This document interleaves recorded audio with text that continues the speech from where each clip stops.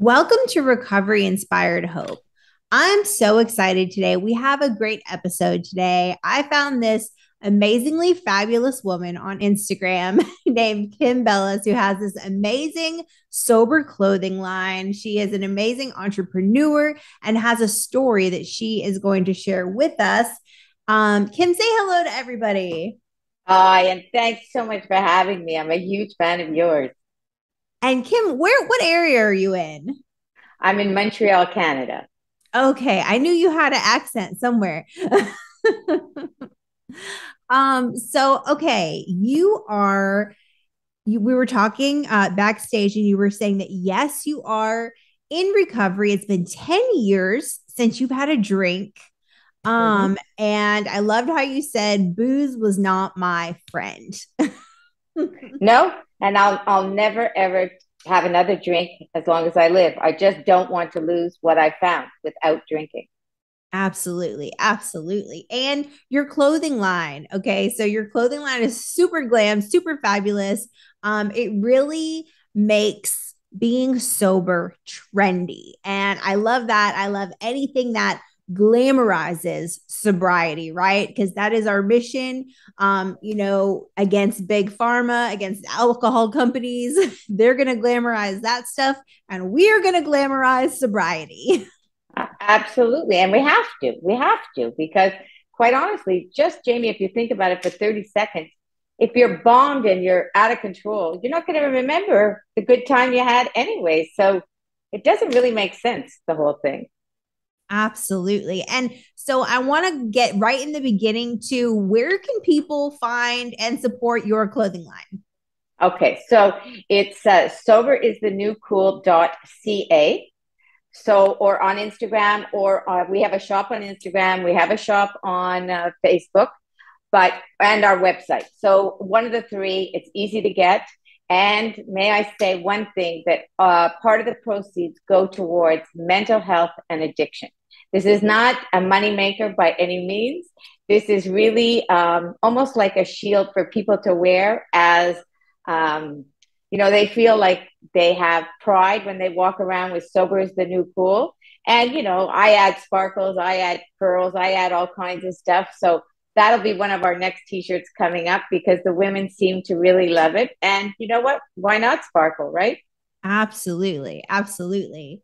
The recovery community these days is definitely shining. And Kim, you are on the forefront. And I just thank you for all of your hard work. And I really appreciate your mission. And I'll make sure I'm going to put all those links right in the beginning. So if anybody just drops in real quick, they'll be able to find out where to get your merchandise from. And I think it's great that you're giving back and the proceeds are going to the mission and the passion that you believe in. Oh, So, absolutely. And I think really when I see younger girls and women like I think, my God, thank God, because you're the future and you're going to make a difference. And all those young girls, I mean, I stopped drinking at 52, like too bad almost. But that was my journey. But, anyways, for all these other young girls that are starting at 20, 30, and they're seeing that they can go out and have sober dating, have fun, do whatever. And men also, the sober dads, the young dads gives them more energy. They exercise more. They're into wellness. So I'm all for it. absolutely, absolutely. I love how you said that about sober dads. It's so true. I think sober dads don't get recognized enough. Uh, So, definitely. Okay, so let's hear about your journey. So, what happened? Like, did you start drinking kind of just like a normal, high school, college girl, or what was it oh, like? yeah.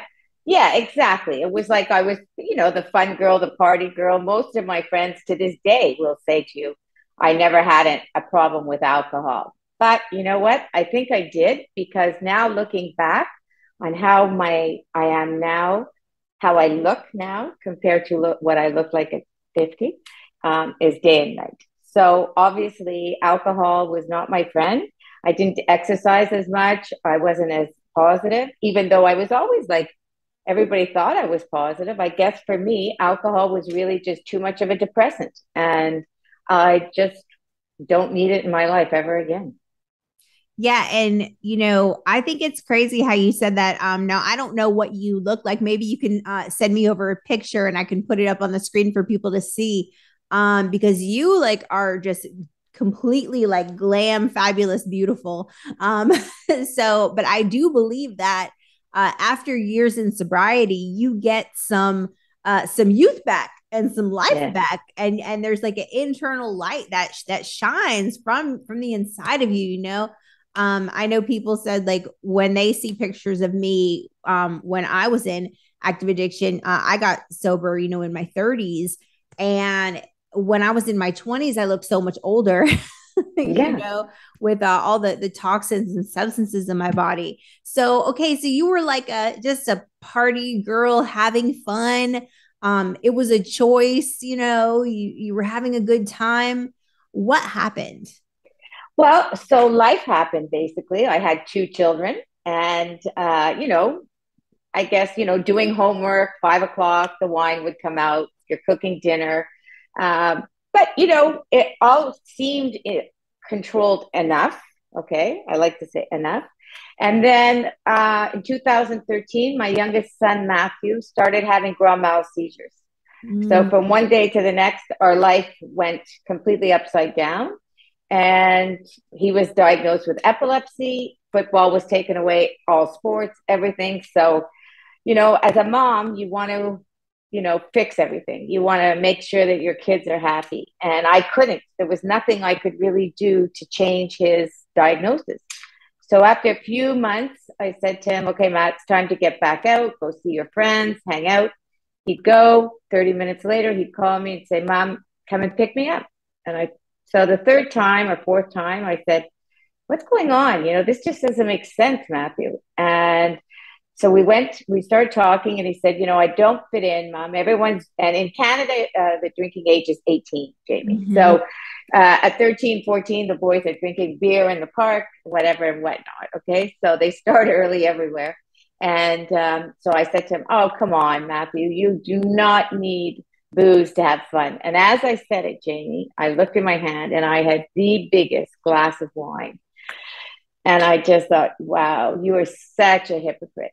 So I said to him right then and there, I said, okay, I'm going to stop drinking for 3 months. I mean, it was literally, this was just to prove a point that I would not drink for 3 months. And, so 3 months came and went. I felt a lot better. I was sleeping better. But I always kind of thought I would go back to drinking. And then at 3 months, he said, see, now you could be like everybody else and have fun again. And then that really was like, oh, wow, so I said, okay, I'll do another 3 months. And then I'd hear him tell his friends, you guys can't bring beer or booze here because my mom quit drinking for me. So he just wasn't Oh. even comfortable enough saying he couldn't drink because of his meds. So I thought, wow, this has got to change. So I just started thinking, okay, I'm going to start something.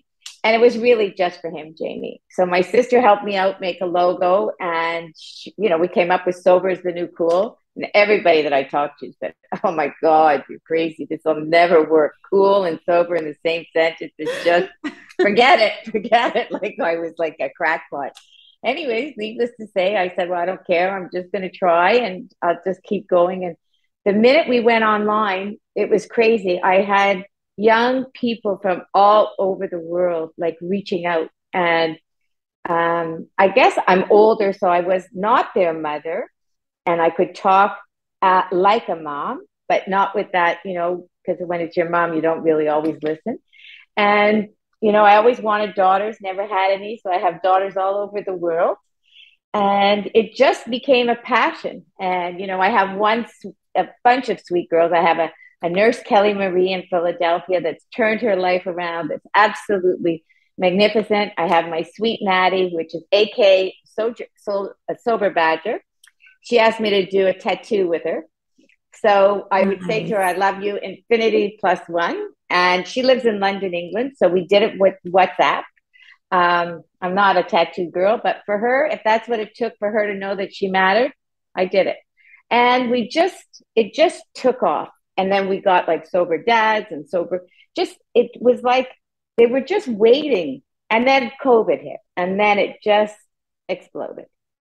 Wow. So you took this opportunity to give of yourself and of your time and to help people and just kind of became like a mom to these people who were just reaching out Yeah. to you, which I know in so many people in addiction, we're missing that motherly role model or, or the fatherly, the absent father. Yeah. And to have like a stable mom figure. I know for me growing up, whenever I would go to my friends' houses, I would always think like, oh, I want to be adopted into their family. you know, Yeah. Yeah. always looking for a healthy mom role model. And so what a blessing you are to be able to be that for so many people and all around the world. I mean, And it kind of started where at first when I would talk, there was one young girl, she was a school teacher, a grade 5 school teacher. And I said to her, we're going to start this little fun exercise. And I said, every morning I'm going to send you a word after I am. A positive, one word, and it's positive, and one at night. So then after like a week or so, I asked them to send me one back. And she said, I can't, there's not one good thing I could think about myself. And that broke my heart because I thought, you know what? Self-esteem has to be rebuilt. I mean, it took me till I was 60 to figure out that I'm good enough just the way I am. I'm not tall enough. I'm not this. It doesn't matter. I'm me, and that's great. And I don't want anyone else, man, woman, school teacher, no matter who, to have that feeling. So that's what we started this I am. And 6 months into this, she sent me a note after the fact and said, Kim, I couldn't say one good thing about myself when I met you. Now I could say 50. And she oh, started doing this with her school kids every morning when they would come in. She had I am on the board, and they all had to go around and say something good about themselves. And I thought, because I do think addiction and mental health is a bit of lack of self-esteem, and for people to know they matter and someone really cares about them, not just at their birthday or once in a while. Like, so checking in for me is key, every day. absolutely. Absolutely. Yeah. Mental health absolutely matters because it's like for me in my addiction, it was like, why would I even want to stay sober? Like, who cares? Like, nobody cares about me. And it doesn't matter. My life's not going to get better. I'm not worth anything, and that goes into so many facets of addiction, and then for me, it was, finding my worth in other things like in men and things like that.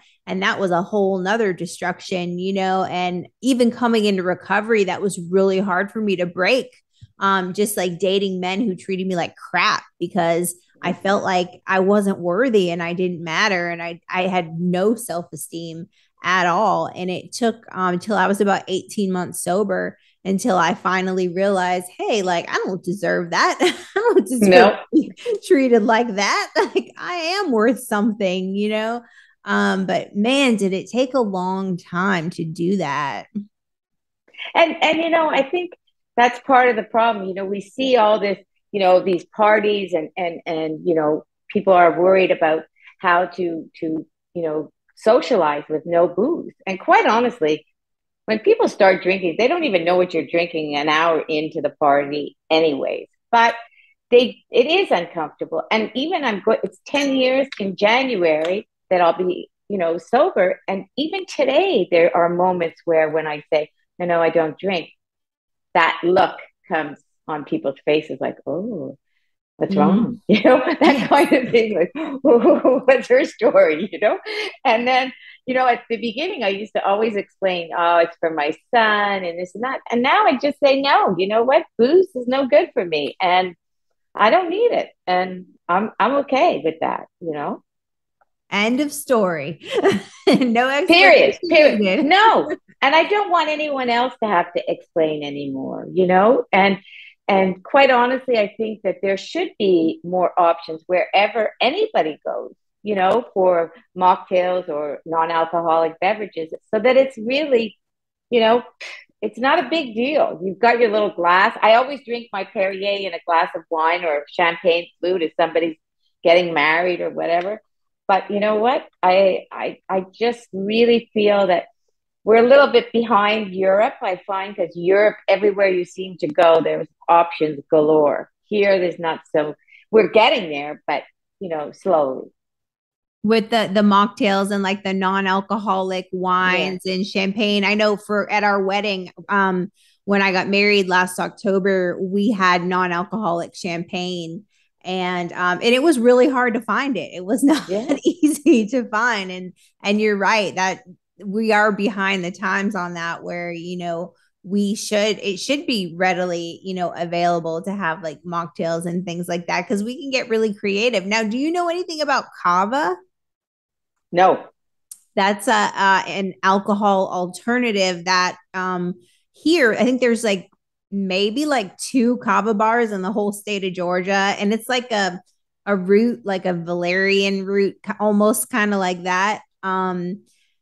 It's for like anxiety, you know what I mean, like a natural plant Okay. or whatever, and they make mocktails with it, so they have like a pina colada, like, but it's a cavalada. It's Oh, like, that's so cool. yeah, and then the atmosphere is super fun. I mean, it's kind of like a bar, and they have like a pool table, and they have like art night, and they'll have DJs and Oh. dancing and all this, but no alcohol. So it's a great alternative.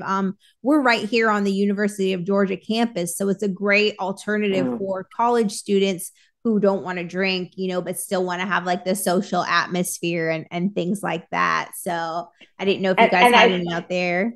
no, no, not yet. Well, they're starting to open like little cafe bar kind of things, but I am going to New York in October because it's not far from me, and there's a bunch of them opening up in New York City now.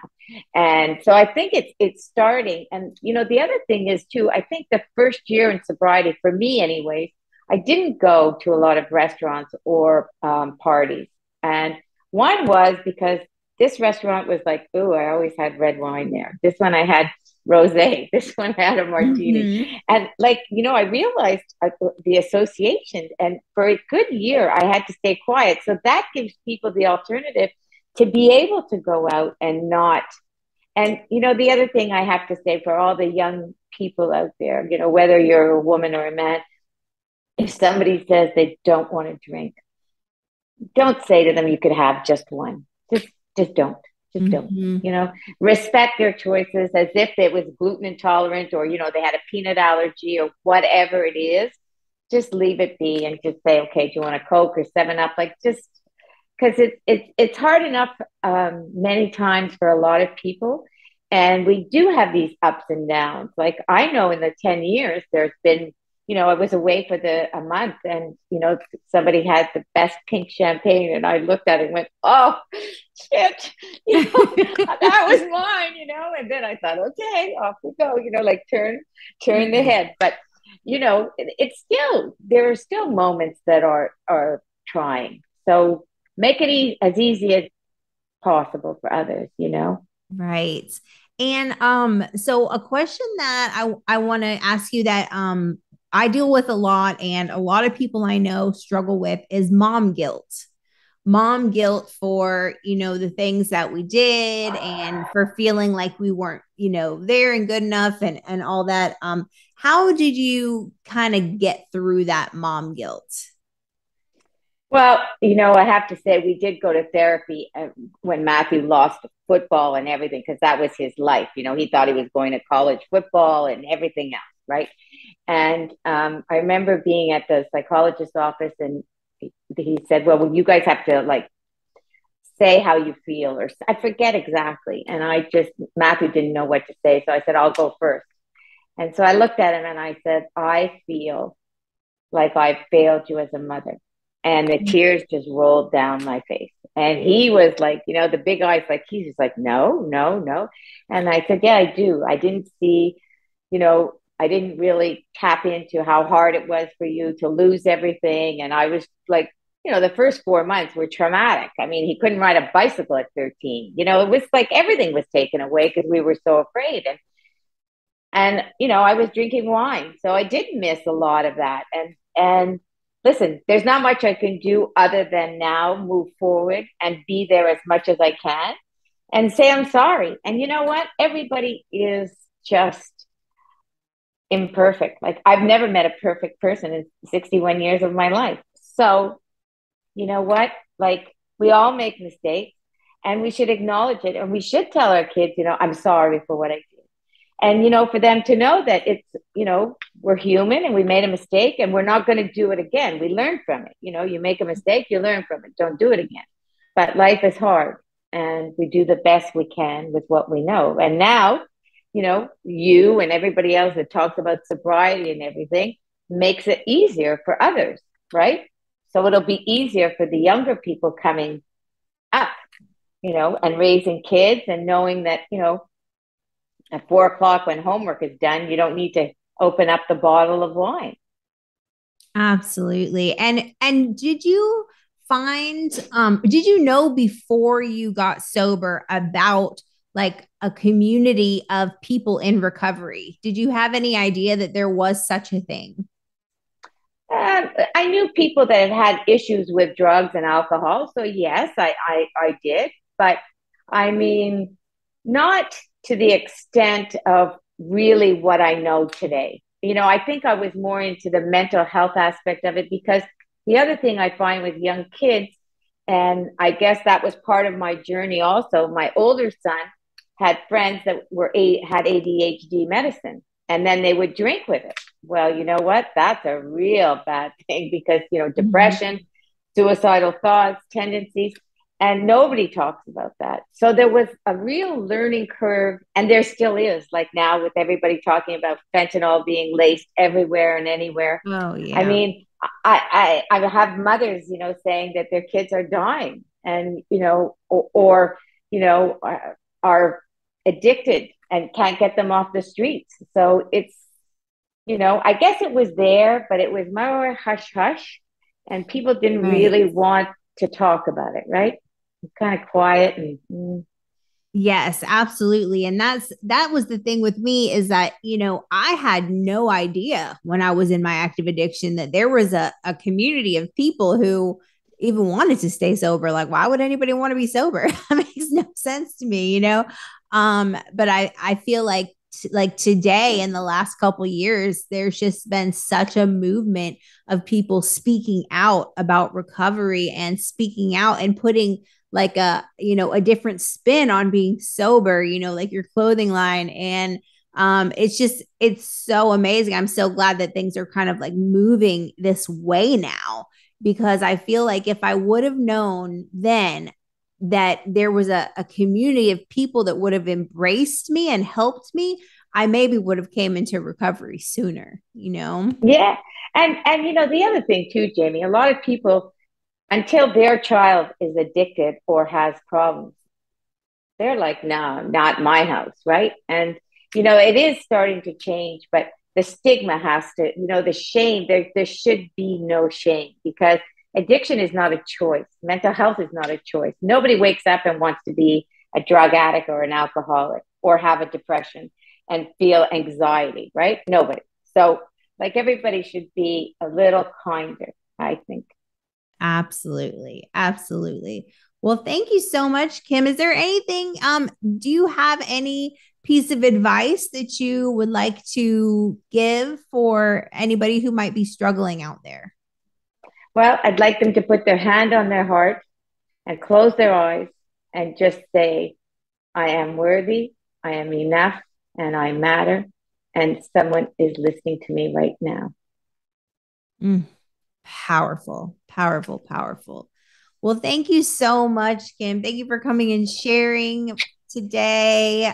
Thank you. You have such a wonderful, like, your spirit is just beautiful, like your energy. I've been So do you. so You too, Jamie. I think there's this like, I hate saying aura or whatever, but I find that sober people have a lightness about them and the eyes shine differently and the smile's a bit brighter and and I one last thing, if you do make a little mistake and you slip, it doesn't matter. We are here, we still love you, we're cheering you on. There's sober angels everywhere. And you know what? Failure is when you stop trying. So just keep going because you will get it. You will succeed. And you're I worth love it. You're worth it, right? absolutely. Failure is when you stop trying. That Yep. I'm stealing it. I love that. Yeah, go ahead. Because you know what? If everybody thought of that when they made a little mistake, and you know, if I made a mistake, you'd be nice to me. You would say, okay, it's okay. Don't worry about it. Right. So I want everyone to be that kind to themselves. So true. So true. Oh my goodness. Well, thank you so much, Kim. I'll make sure I'm gonna put all the links up where people can find your merchandise so that you can support addiction recovery and mental health. And thank you so much again, Kim. Make sure you subscribe to Jamie Tall on YouTube, and we will see you next time on Recovery Inspired Hope.